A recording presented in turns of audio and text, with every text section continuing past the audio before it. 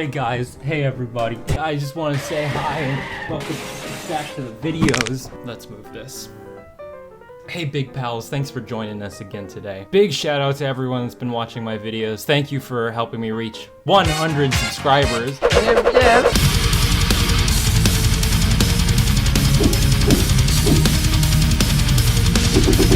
It's probably that about this time I revealed to everyone that my secret evil plot was starting a YouTube channel was just so that I could amass enough followers and gain a large enough platform so that Ashley Best Dressed would finally notice me. So that's great. But that's never gonna happen. But in all honesty, thanks for subbing, watching, liking, commenting. Keep doing those things. I would very much appreciate it. Leave a comment below and tell me what your least favorite flavor of Sprite is. Anyway, today's video, what are the absolute best pet reptiles? Make amazing pets. And I think that there are greatest, 5 that make the best best pet reptiles that you could possibly have. favorite reptiles We're gonna go over today. Today the 5 best reptiles, that's this video. Some of the absolute 100% best reptiles that you could ever possibly ever.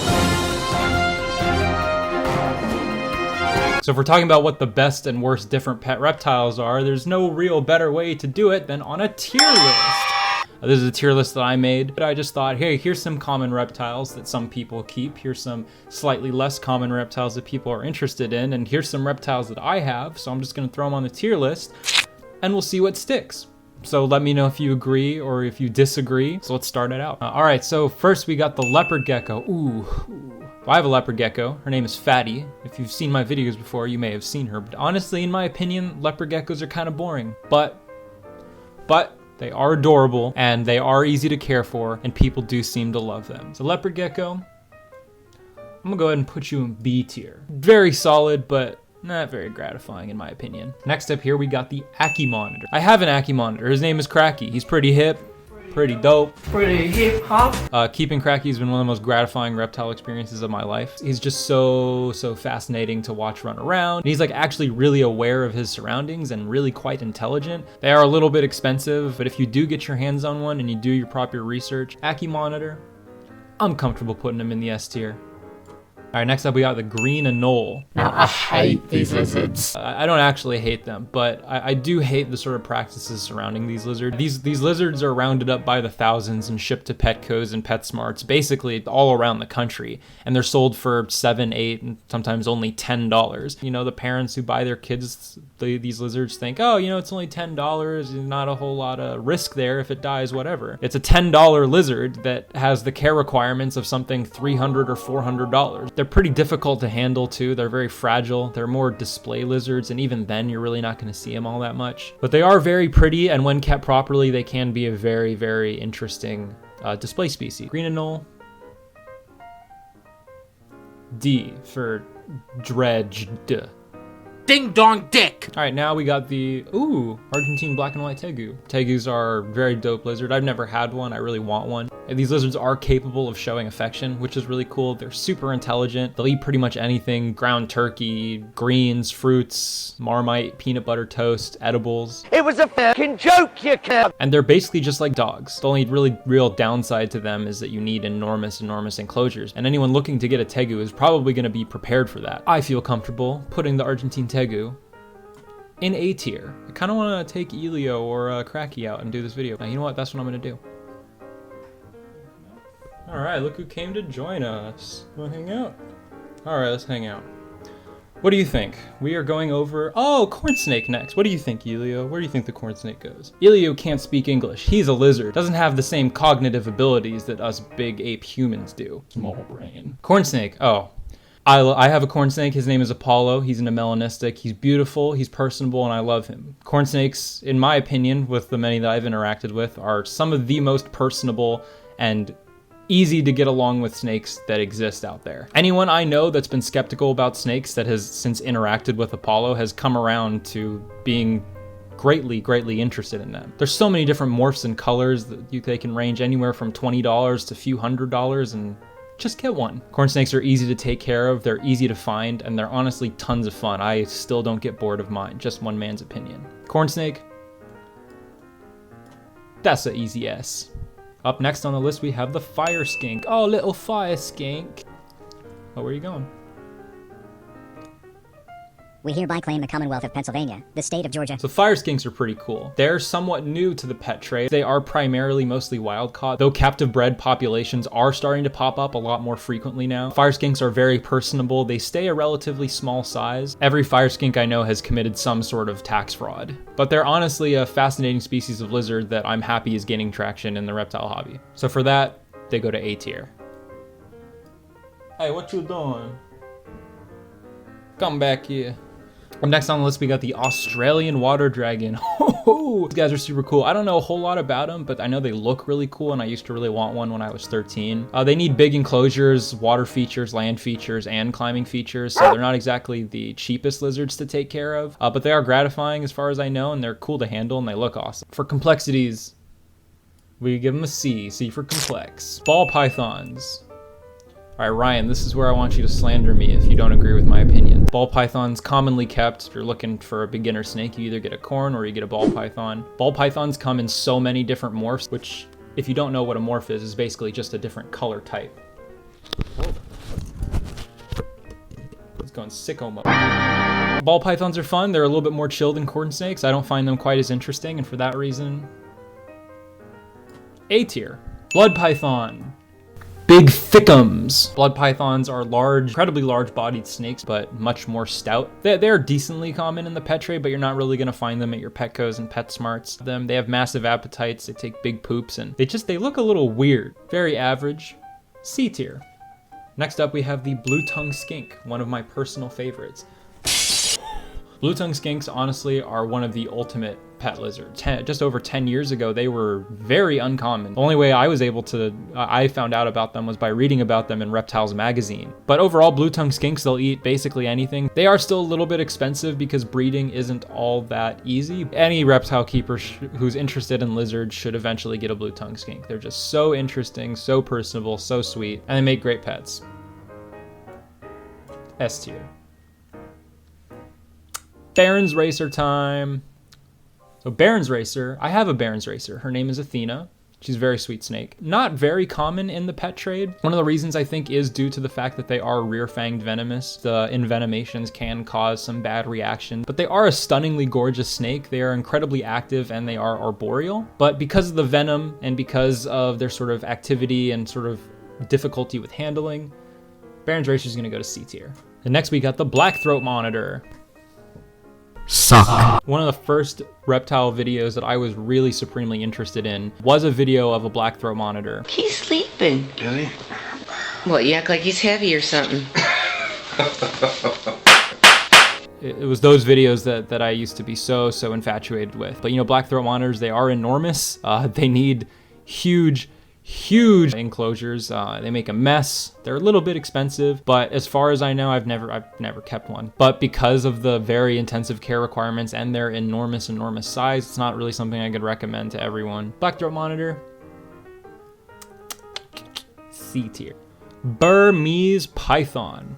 Burmese pythons are pretty cool. They come in lots of different colors. They get huge. It's upwards of like 20 feet long. I'm personally am not very into giant snakes. I just don't find them that appealing. Anything that is very difficult to be worked with by one person is not really a snake, or more so an animal that I really consider a great pet. That being said, Burmese pythons are so commonly kept and people seem to love them, but I think the limiting factor of keeping them is just their enormous size. You can't really decorate a nice Burmese python enclosure because their enormous size means they're gonna crush pretty much any plants or decorations that you have in there. Burmese python. Honestly, bro, you've never had a Burm before, so don't even think you're allowed to have an opinion. Burmese I'm gonna put them in D tier. Come at me. And next up we got Cayman Lizards. Cayman Lizards are big dope. They're similar to the Australian water dragon in the sense that they like to climb, they like to dig, they like to swim. They also have a very specialized diet. They pretty much only eat snails, kind of like the Francais. Edit in the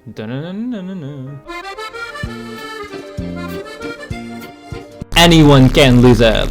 They're very expensive, incredibly difficult to take care of, but they are really fascinating and unique lizards. They are related to tegus, but they just look so vastly different as far as colors and scalation is concerned. Super cool lizard, not the easiest to take care of. As far as this list is concerned, D tier. I went ahead and put Elio away. He's quite rambunctious. Jackson's chameleons. Aww.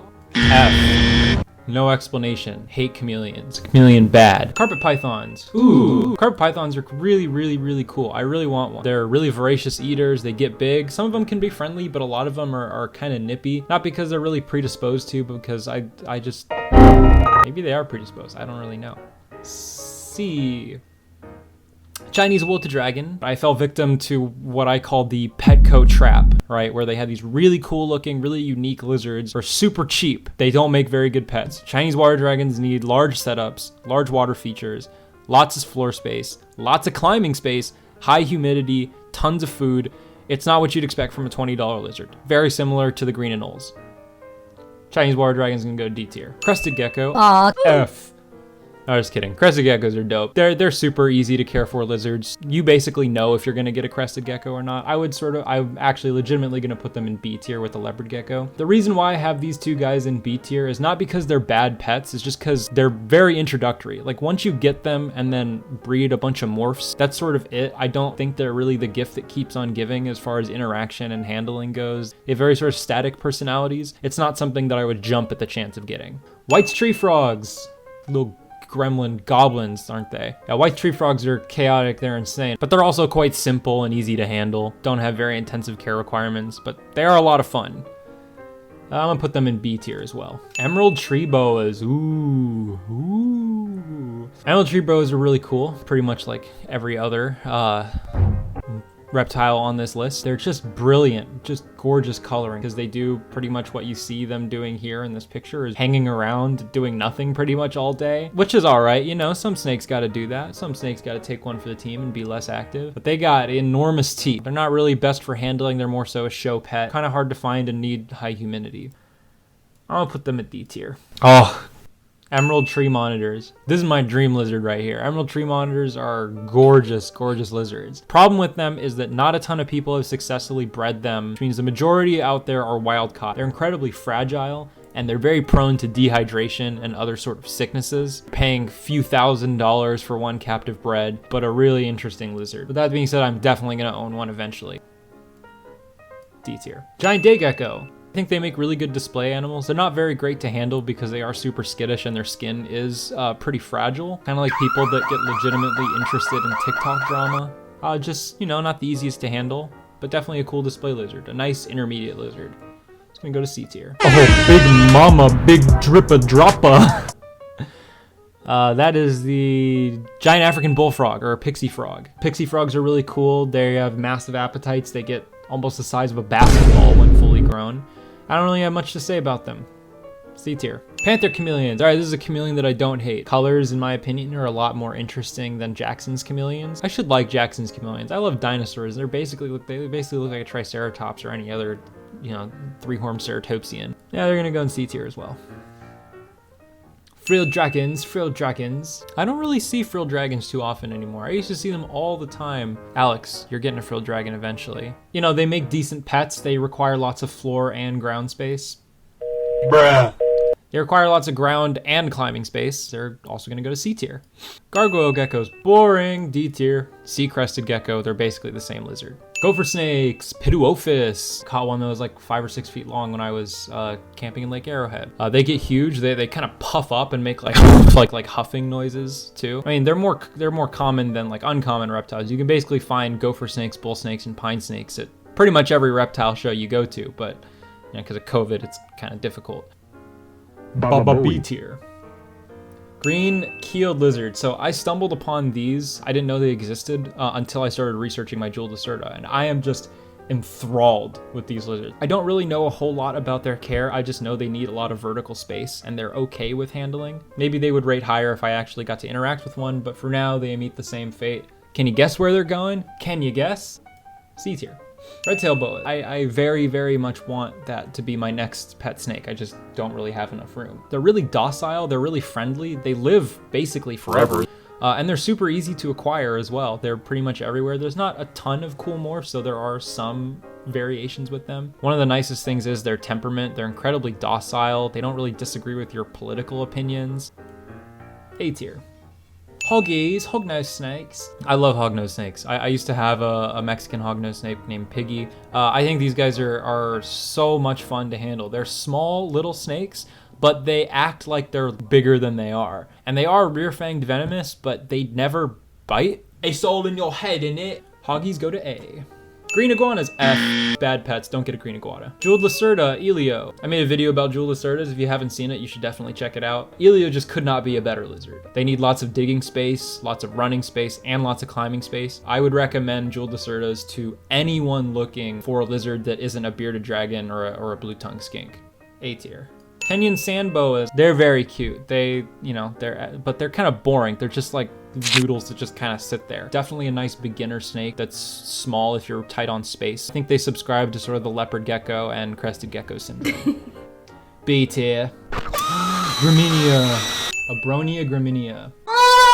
I want one so bad. Every time I've got a new reptile, I've considered just getting a Bronia instead. These lizards literally live in cloud forests inside bromeliads, which are just the coolest plants out there. They require very high humidity, but also require very high airflow, and those things are sort of difficult to keep in tandem with each other. They also can't have too high heat, and they're bright green, and they're hella intelligent, but you know, they are sort of difficult to take care of, which balances them out to B tier. King snakes, California king snakes, Mexican black king snakes, other sorts of king snakes. They're nice snakes with big personalities that sometimes bite you, bite themselves, and shit all over. They're like slightly less well-rounded corn snakes. A tier. Lechianus gecko. Sock puppet lizards. Lechianus geckos are just giant versions of crested geckos, which I think makes them a little bit more interesting. Sometimes they get a little bit aggressive or quite defensive, I mean. I hear also that some Lechianus geckos are racist. C tier. Milk snakes. Sea king snake. A tier. Nile monitor. I barely know her. Nile monitors, don't get a Nile monitor. Pac-Man frog, little Packy. Oh, these guys are wonderful. The fact that you can basically ride giant versions of them in Ark Survival is pretty dope as well. They come in lots of different colors. It's one of the most coveted among them being the super blue samurai baby. They're a little boring and sometimes they suffer from infantile death syndrome. B tier. Ah yes, Brazilian Rainbow Boa. I've wanted a Brazilian Rainbow Boa for a very, very long time. Like pretty much everything else on this list. Very similar to your traditional boa constrictor, but they're a little bit smaller and their colors are so much more vibrant. Not too hard to take care of, just require high humidity and large meals. A beautiful snake that I'm going to put in B tier. Red-eared sliders, aww. Yeah. Little turtle, little cute little turtle. Red-eyed croc skinks. Also interesting lizards. They're very different than any other skink that I've seen. They are a little bit difficult to take care of. They require high humidity. You rarely see them. They're not great to handle, and they have very, very short lifespans, like 2 to 3 years or something like that. Unfortunately, D tier. Reticulate these pythons. Reticulate these nuts. Largest species of snake in the world, up to 30 feet long. Beautiful, vibrant colors, not for the faint of heart. D tier. Rough green snakes. This is basically the snake version of the green anole. They're insect eaters. They're very small, very fragile. Often they are wild caught, but I have heard of a lot of success in keeping them in captivity. C tier. Russian tortoise. Aw. So this is sort of the quintessential tortoise. You see them at pretty much every Petco and PetSmart. They live a long time. They don't get very big. You just set them up in a tortoise hutch, either outdoors or indoors. B tier. Sandfish skinks, a little doorstop lizard. We might see some sandfish skinks on this channel very soon. These guys have like a microscopic friction coefficient. Frictionless. I think. I don't know anything about physics. They literally swim through the sand like little fish. And they're, you know, cool little skinks, little insectivores. Not very easy to find, and most of them are wild caught. C tier. Savannah monitors. You guys know my feelings on Savannah monitors, and if you don't, you should check out this video I made about my Savannah monitor. D tier. Sulcata tortoises. Oh, sulcatas are adorable. They get huge, they live forever. I used to have a sulcata tortoise when I was like 9 years old or something, and it died because it was bought for me as a gift and I didn't know how to take care of it. B tier. Tiger salamanders. Basically just terrestrial versions of frogs, but they look like lizards. That's what a salamander is. Really personable, they're easy to handle as well. I think most tiger salamanders own at least partial stock in Boeing and Tesla, so that could be a good investment down the line. A tier. Dumerril's monitor. I don't know why this is here. I don't really like Dumerril's monitors. Because I think that's what it is. D. Yeah. Uromastyx. They're vegetarian lizards that run around all over the place. They like a basking spot of usually around 500 degrees Fahrenheit. They're pretty good pets, kind of boring, not very intelligent. B tier. Veiled chameleons. These are the most commonly kept pet chameleons. They're a little bit harder than your bearded dragon or your leopard gecko, but if lizards are something you're interested in and you want something a little bit cooler, I'd go for veiled chameleon. Let's go B or C tier. I don't know. What do I do, guys? What do I do? Comment below. Please tell me. Please tell me what to do. C tier. Last two reptiles. Please consider liking this video if you've enjoyed watching it. If you don't like my opinions on these animals, like the video anyway and comment below and tell me why they suck. Woma Python. These guys are cool. You don't see them too often. I think they're from Australia also. They're pretty personable and they're really interesting snakes. C tier.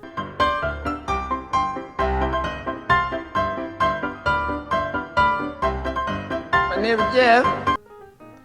And lastly, we have bearded dragon. So bearded dragons are really interesting. Not a lot of people know this, but they were one of the first species of animals to start a coup against the federal government. If you look to Australia back in the 1700s, I believe, there were these sort of stateless communes. So what a lot of these bearded dragons did is they staged coup d'etats in these sort of stated areas, basically ousting the government leaders from a lot of their areas, which is why they're established as one of the most prolific species of lizards today. There is one specific bearded dragon out there. I think his name is like Daniel Keem or something like that, that is responsible for committing numerous hate crimes against the people of Slovenia. But I would say the bearded dragons are a good example of your quintessential proletariat revolutionary.